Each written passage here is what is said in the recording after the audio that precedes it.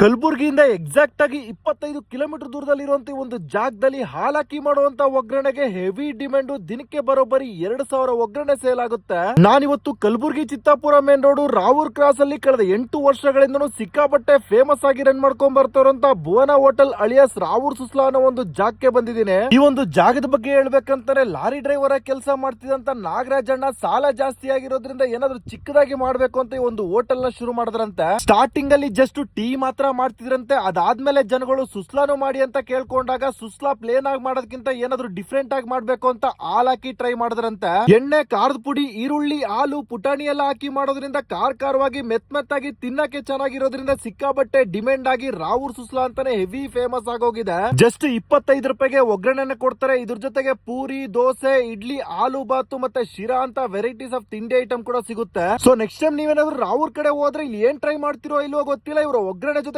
ಶಿರಾನೆಲ್ಲ ಮಿಸ್ಸೇ ಮಾಡ್ಬೇಡಿ, ಅಡ್ಡಿಕ್ಟ್ ಆಗೋಯ್ತೀರಾ.